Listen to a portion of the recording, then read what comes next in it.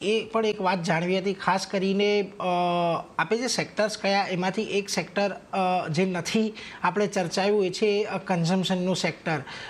ખાસ કરીને અત્યારે આપણે જોયું છે એફએમસીજીની અંદર Q2ના જે પરિણામો આવ્યા ત્યારબાદ ડિમાન્ડને લઈને થોડી ઘણી ચિંતાઓ આપણને સામે આવતી જોવા મળી.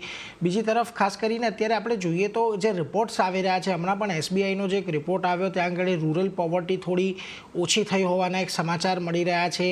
એટલે તમને લાગે છે કે આ જે ડિમાન્ડ લેડ સેક્ટર છે, ડોમેસ્ટિક ડિમાન્ડ લેડ સેક્ટર છે, ખાસ કરીને કન્ઝ્યુમર સ્ટેપલ્સ, ત્યાં આગળ આપણે એક ધ્યાન રાખવું જોઈએ, કારણ કે અહીંયા વેલ્યુએશન્સમાં પણ અમુક જગ્યાએ કમ્ફર્ટ તો આપણને જોવા મળી રહી છે.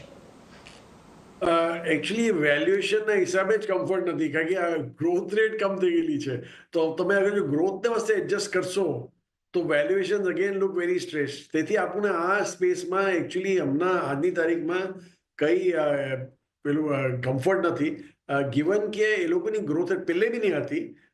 પણ તે આ છે કે steady play, they were suppose to be defensive stocks, તે બધું ચાલી રહેલું હતું. પણ તે હમણાં આજની તારીખમાં તો that defensive word also is gone, કારણ કે એ લોકોનું જે ગ્રોથ રેટ છે બીકમ ઓલમોસ્ટ ઝીરો.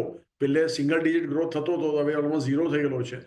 ને વેલ્યુએશન્સ તમે બરાબર બોલ્યા કે થોડા કમ્ફર્ટ ઝોનમાં આવે છે, કારણ કે 70 ટાઈમ ફોરવર્ડ અર્નિંગના 60 ટાઈમ ફોરવર્ડ અર્નિંગ થયેલા છે. પણ તે 60 ટાઈમ ઇટસેલ્ફ જે કંપની ગ્રો કરેલી છે 6-7%, તેને વસ્તે એકદમ જસ્ટિફાઈડ નથી. તેથી આપણને જરાક બી કમ્ફર્ટ નથી અહીંયા. Obviously there'll be certain pockets which will do well, કે રૂરલ ફોકસ કંપનીઝો જે છે, જે which are focused on to rural markets, ત્યાં તમે જોયેલું છે કે રૂરલમાં ગ્રોથ આવી રહ્યો છે. તો those companies may do well, પણ તે જે અર્બન સેન્ટ્રિક કંપનીઝ છે તે તો obviously will not do well at all, કારણ કે urban demand only has collapse now. તેથી આપણને લાગે છે તે ત્યાં બી તમને સિલેક્ટિવલી જવું પડશે.